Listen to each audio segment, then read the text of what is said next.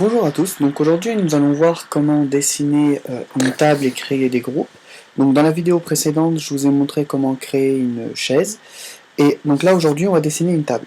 Donc pour cela, je me positionne bien comme il faut en vue du dessus, je prends le guide en suivant l'axe vert bien entendu pour prendre un point de départ, puis l'axe rouge. Donc là j'ai un point de départ de ce dernier. Donc vous voyez, je me repositionne à chaque fois bien comme il faut. Je trace un guide de 80, entrée. Donc vérifiez bien vos unités avant de commencer à dessiner. Donc je le rappelle, c'est fenêtre, info sur le modèle, centimètres. Je pars de ce guide-là, je fais 180.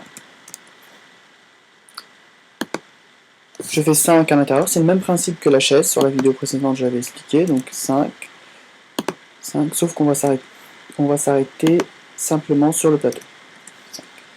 Donc je zoome, vous voyez à chaque fois il faut bien se positionner en fait avant de dessiner, d'accord? Donc il ne faut pas hésiter à être à l'aise quand on dessine. Donc je prends l'outil rectangle, je vais d'un point à un autre en diagonale, voilà, voilà. Je me positionne, cette fois-ci je prends pousser-tirer, je fais pousser-tirer de 70, je peux lui indiquer, donc je peux prendre tous les autres et lui indiquer, leur indiquer, donc vous devez vous aligner sur cette référence-là. Attention, si la première référence est mauvaise, si vous avez fait une mauvaise donnée, donc tous les pieds vont être mauvais. Donc par sécurité, vous pouvez taper directement 70 à chaque fois, ce sera plus simple. Voilà. Hop. Donc la table est bientôt finie. Je prends l'outil rectangle, je trace le plateau en diagonale, pousser tirer vers le haut de 3 pour l'épaisseur du plateau, et je viens aligner les pieds au plateau.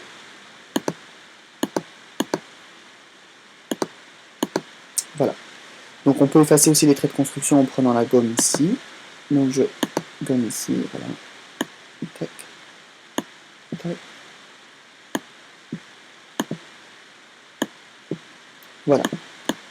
Donc maintenant ce qu'on va faire c'est édition, supprimer les guides pour effacer les traits.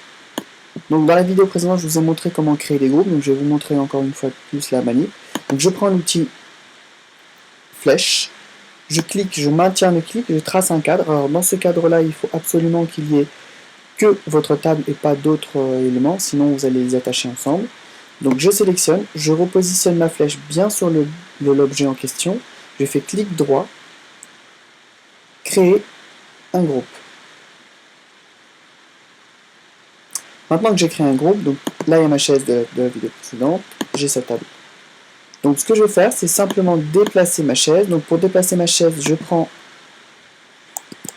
une extrémité, je l'oriente sur l'axe rouge, puis sur l'axe vert. Et maintenant, je vais vous montrer comment dupliquer cette chaise. Donc je prends l'outil déplacer, j'appuie sur CTRL pour activer le petit plus. Vous voyez, il y a un petit plus qui se met à côté de mon curseur. Donc j'appuie juste une seule fois sur CTRL, ALT pour les Mac, je clique, j'oriente sur l'axe vert, et voilà. Et je peux le refaire plusieurs fois. Donc, CTRL, ALT pour les Mac, je clique, je déplace. Voilà pour ce qui est dupliqué. Vous pouvez donc maintenant dupliquer les chaises, donc tout en respectant toujours, vous voyez, quand je déplace un objet, les axes rouges et axes verts. Sinon, la chaise risque de voler. Donc je fais la rotation, je rappelle, je prends toujours l'outil déplacer, et je cherche les petits plus pour faire la rotation. Okay. Maintenant que j'ai fait la rotation de celui-ci, j'appuie sur CTRL, ALT pour les Mac, pour multiplier cette chaise. Voilà, là on a fait nos chaises. Si par exemple votre chaise elle est en l'air, comme ça, donc vous avez fait une mauvaise manip, vous l'avez déplacée. Donc vous prenez l'extrémité qui est au contact du sol, donc le pied de ma chaise, et je viens le glisser sur le pied de la table, donc l'extrémité qui est au contact du sol aussi de la table. Donc vous voyez, on va coller les deux éléments, Et maintenant, je peux la repositionner bien comme il faut en mettant mon du dessus. Donc axe vert, puis axe rouge. Ou, si vous n'avez pas de référence, vous pouvez très bien positionner un guide au sol, des guides au sol, donc une petite croix au sol. Et là, si vous avez votre chaise qui est en lévitation, imaginez, voilà, je fais l'erreur volontairement, je prends l'extrémité, donc vous voyez, je prends l'extrémité, attention, bien celle qui est contact au sol, donc faites attention à ça, et je viens la coller sur l'intersection. Comme ça, je suis sûr que ma chaise est collée au sol.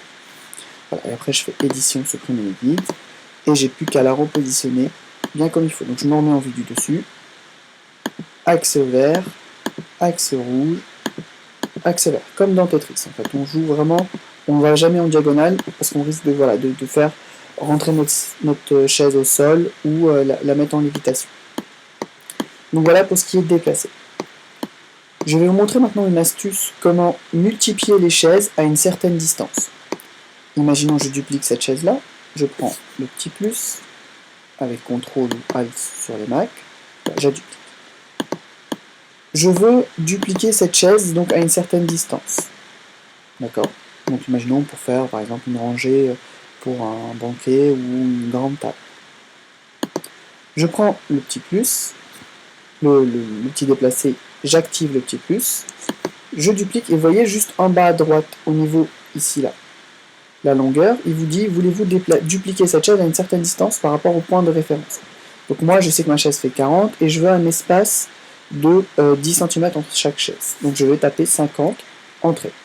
Dans la foulée, sans cliquer ailleurs, je tape X, donc regardez bien le contrôleur de distance en bas, X, 5 par exemple, voilà. Donc là, vous voyez, entrée.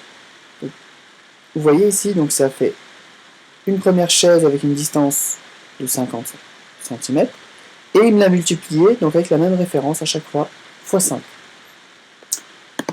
Donc voilà pour ce qui est de multiplier tout ce qui est multiplication de chaises et d'objets en question. Vous pouvez multiplier tout ce que vous voulez après maintenant avec cette méthode là.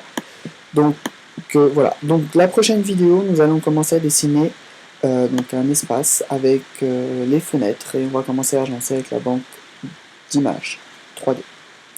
Donc voilà, je vous dis à très bientôt, donc n'hésitez pas à y aller sur la page YouTube pour suivre et avoir des news à chaque fois qu'il y a une nouvelle vidéo. A très bientôt, au revoir.